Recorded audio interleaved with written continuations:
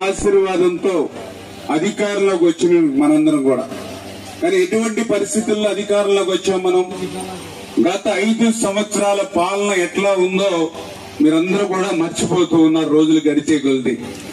5 సంవత్సరాలు నియంతృత్వమైనటువంటి పాలన, నిరంకుశత్వమైనటువంటి పాలన, ప్రజా వేదికను కూలగొట్టడంతో ప్రారంభమైనటువంటి పాలన.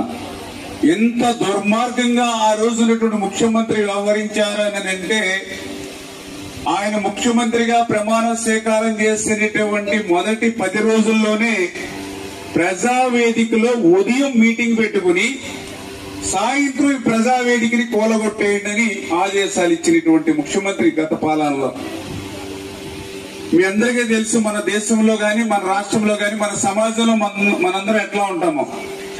కనీసం మనకు హాని చేసేటువంటి పామును కూడా చంపడానికి 1-4 సార్లు ఆలోచిస్తాం చాలా మంది. విష సర్పాన్ని కూడా చంపడానికి 1-10 సార్లు ఆలోచిస్తాం మనం. అటువంటి దేశం ఈ దేశం. అటువంటి దేశంలో మరి ఆ రోజు ముఖ్యమంత్రి జగన్మోహన్ రెడ్డి గారు ఉదయం మీటింగ్ పెట్టుకుని సాయంత్రం ప్రజావేదికని కూలగొట్టేయండి అని అంటే, మొన్ననే ఆ ప్రజావేదికని కూలగొట్టి 5 సంవత్సరాలైంది, ఇంకా శిథిలాలు అక్కడే ఉన్నాయి.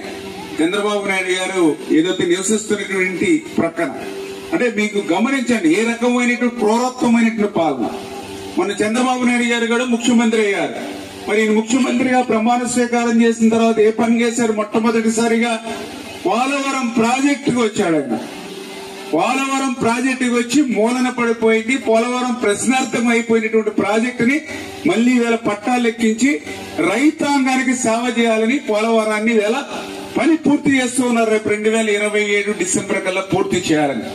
మరి ఆయన మొదటి 10 రోజుల్లో ప్రజావేదికని కూలగొడితే, ఈయన మొదటి 10 రోజుల్లోనే పోలవరాన్ని మళ్లీ పట్టాలు ఎక్కించారు. అంటే ఆ ముఖ్యమంత్రికి ఈ ముఖ్యమంత్రికి ఉన్నటువంటి తేడా ఏంటనేది, ఆ విధ్వంసానికి ఈ నిర్మాణానికి ఉన్నటువంటి తేడా ఏంటనేది అదే ఒక ఉదాహరణ మీ అందరికి కూడా.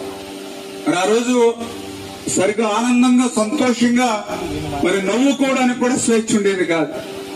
కొన్ని బాధ వస్తే కన్నీళ్లు పెట్టుకోవడానికి కూడా స్వేచ్ఛ ఉండేది కాదు ఆ రోజు 5 సంవత్సరాల్లో. మరి ఈ రోజు ఈ 10 నెలల 12 నెలల్లో చూస్తూ ఉన్నారు ఎంతో స్వేచ్ఛాయుతమైన పాలన, ప్రజాస్వామ్యబద్ధంగా ఈ రోజు పాలన సాగుతున్నటువంటి పరిస్థితి. అందులో భాగంగానే ఈ రోజు పెద్ద ఎత్తున మరి సంక్షేమ కార్యక్రమాలు, పెద్ద ఎత్తున అభివృద్ధి కార్యక్రమాలు ఈ రాష్ట్రంలో జరుగుతూ ఉన్నాయి. మీరు కూడా చూస్తూ ఉన్నారు. అధికారంలోకి వచ్చిన వెంటనే పెన్షన్లు